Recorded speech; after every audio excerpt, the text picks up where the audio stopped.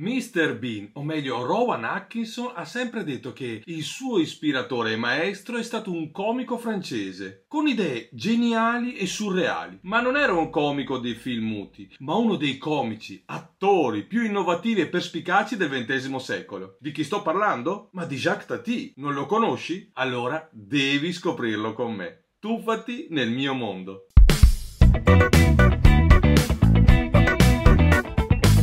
Ciao, io sono Dandy Dan e faccio il comico visuale, cioè la comicità visuale è l'arte di far ridere senza l'uso della parola. In questo canale ti parlo della comicità, della sua storia e dei suoi protagonisti. Qui puoi conoscere la vita dei grandi comici e i loro segreti e le loro tecniche. Se poi vuoi approfondire, imparare le tecniche e le formule comiche per essere un comico, allora ti consiglio di vedere i nostri webinar sul nostro sito. Sotto trovi il link per informarti. Ma oggi ti parlo di un grandissimo comico, un innovatore che aveva la Francia come terra ma il mondo come palcoscenico. Sì, perché Jacques Tati, all'anagrafe Jacques Tati Chef, è riconosciuto a livello internazionale.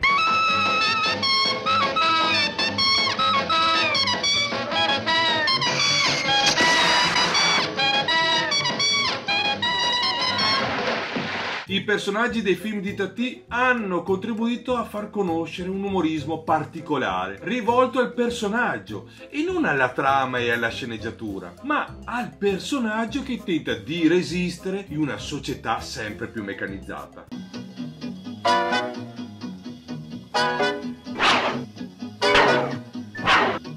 Il padre di Tati era un corniciaio e restauratore d'arte, proveniente da genitori russo-francesi. Il nonno di Jacques era un diplomatico militare all'ambasciata russa di Parigi. Il padre era deluso del fatto che suo figlio non fosse entrato nell'azienda di famiglia. Ma dopo aver frequentato il Lycée de Saint-Germain, Tati è stato un giocatore di rugby per il Racing Club de Paris dal 1925 al 1930. Negli anni 30 ha lavorato come pantomista e impressionista e ha girato nei music hall, tra questi anche il Lido di Parigi e in alcuni circhi europei. Gran parte delle sue performance consisteva in pantomime di famosi atleti dell'epoca. Molte di queste routine sono state filmate, tra cui Oscar, Champion de tennis e On Demande Brut nel 1934 e nel 1935. Nel 1939 Tati si arruolò nell'esercito francese.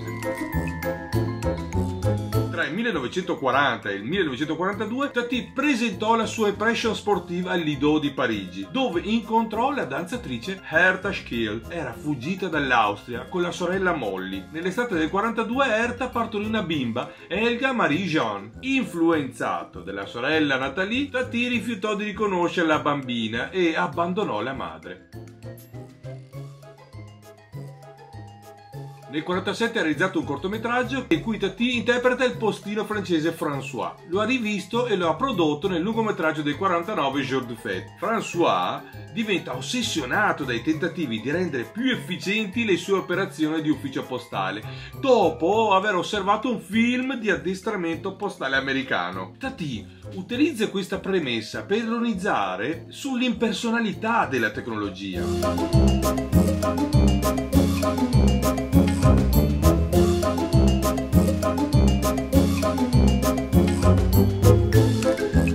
Jour de Fête è per molti critici tematicamente simile a Tempi moderni di Chaplin. Entrambi i registi sembrano credere che l'umanità civilizzata si perda nell'assalto impetuoso della propria tecnologia.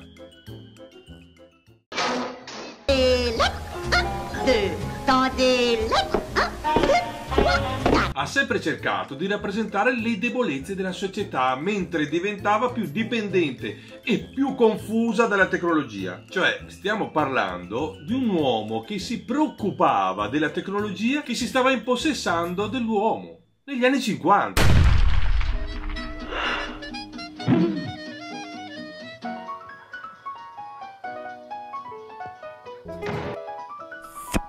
Sebbene abbiano avuto un enorme successo tra gli spettatori popolari, questi film sono anche riconosciuti per il metodo rivoluzionario di Tati di trasmettere l'umorismo attraverso l'effetto audio sovrapposti e una messa in scena in cui si verificano più atti comici contemporaneamente, che a volte devi guardare più volte per vedere ogni azione. Se tu però ascolti l'audio dei suoi film, ti rendi conto della precisione e la cura che c'era dietro. Osserva, anzi meglio, ascolta il rumore della porta.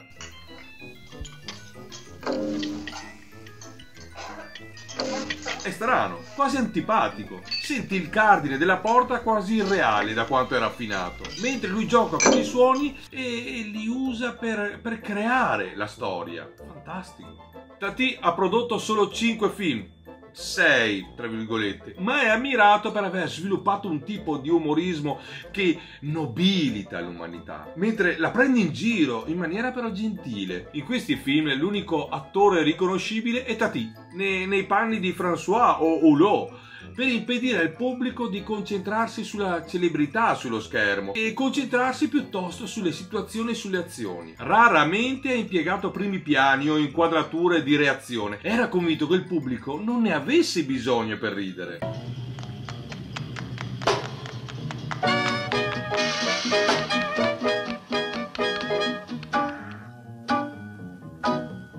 Dopo l'uscita di Jour de Fête, Tati ha trascorso 4 anni a realizzare il successo internazionale Les Vacances de Monsieur Hulot, la vacanza di Mr. Hulot, che sarà il personaggio in tutti i suoi film successivi. Hulot è un fumatore di pipa, alto e magro, è un osservatore innocente delle sciocchezze e dei personaggi che incontra. Monsieur Hulot inizia con un avvertimento, soprattutto nella versione inglese: non cercare una trama, perché una vacanza è fatta solo per divertimento. Se guardi questo film ti sembra strano, sembra che tu stia osservando dalla tua camera d'hotel quello che succede. Non c'è la trama, solo episodi continui. Tutto questo faceva in modo proprio che lo spettatore si legasse al personaggio. Il film è anche noto per l'uso da parte di Tati di inquadrature cinematografiche grandangolari, in cui la telecamera immobile cattura l'azione senza seguire gli attori o tagliare i primi piani che enfatizzano le battute o le reazioni degli attori. Nel 1958 Tati pubblicò Mon Oncle, un sequel di Les Vacances de Monsieur Hulot, dove cospira con suo nipote per contrastare il modernismo invadente degli elettrodomestici. Durante gli anni 50 Tati fu avvicinato anche dalla televisione americana con un'offerta per produrre una serie di cortometraggi di 15 minuti con Monsieur Hulot, però lui rifiutò.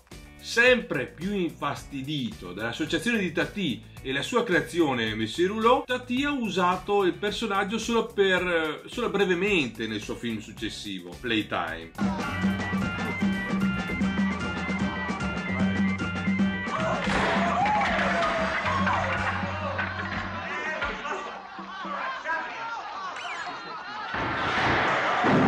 Il film ha impiegato più di 9 anni per nascere. Certo, più di 9 anni, soprattutto perché Tati ha insistito per costruire set grandi, elaborati e futuristici, che erano sia costosi che dispendiosi in termini di tempo. Un film epico, che originariamente durava più di 2 ore e mezza. Playtime è stato girato utilizzando una pellicola di 70 mm e un suono stereofonico per immagini e audio migliorati. Per finanziare il film, Tati vendette i diritti dei suoi film precedenti e alla fine andò in bancarotta quando il film fallì al botteghino alla sua uscita nel 67.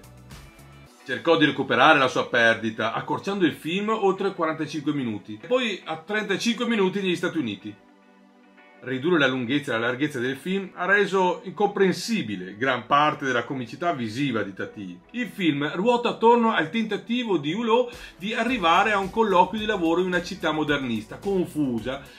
In Playtime, Tati ancora una volta ha rifiutato di permettere alla telecamera di isolare l'umorismo. Le sue riprese a campo lungo, che lasciano lo spettatore libero di vagare attraverso l'inquadratura, raccogliendo le gag che dovrebbero verificarsi però proprio in primo piano. Invece erano sullo sfondo o da un lato.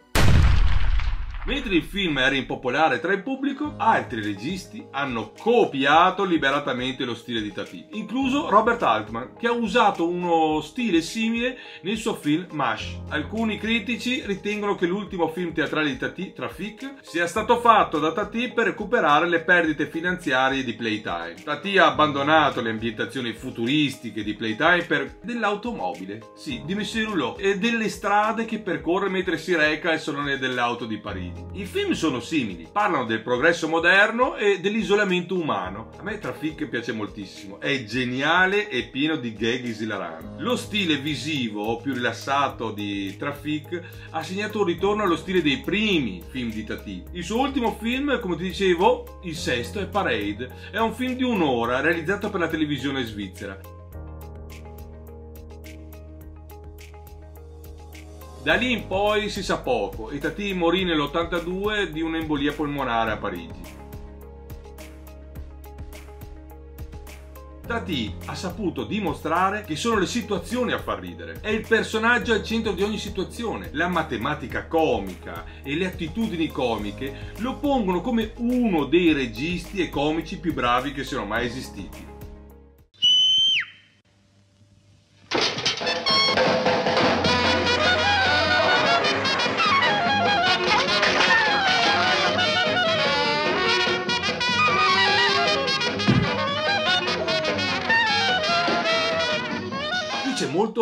C'è molto studio. In effetti per produrre un film ci metteva anni, ma lo studio del personaggio è stato così importante, così ben fatto, che Jacques ha avuto dei problemi. Si infuriava se lo riconoscevano come Mr. Hulot e non come Tati. Cosa vuol dire? Che il personaggio era studiato così bene che superava l'attore. Non ti ricordo un certo Mr. Bean? Alzino la mano quanti conoscono Mr. Bean. E ora alzino la mano quanti conoscono Rowan Atkinson. Ok, mi sono fatto prendere. Se per Rowan Tati era un mito, beh, non ha certo imparato dai suoi errori. Ma forse non sono errori. Io le chiamerei piuttosto un grande risultato.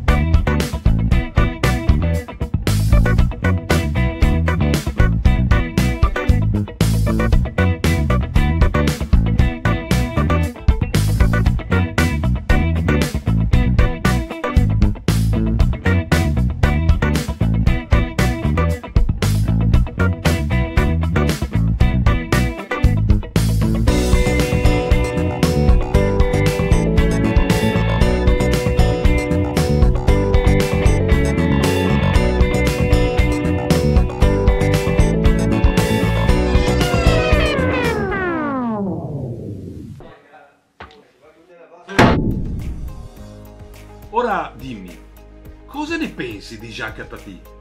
Era un gran personaggio, vero? Se ti è piaciuto il video lascia un like e dimmi la tua. Fammi sapere cosa ne pensi e se c'è qualche comico che desidereresti conoscere più approfonditamente. E se vuoi conoscere le tecniche comiche, iscriviti alla newsletter o ai nostri webinar. Io ti aspetto al prossimo video, ma tu iscriviti per saperne sempre di più sulla comicità, sulle storie e le tecniche. Ciao!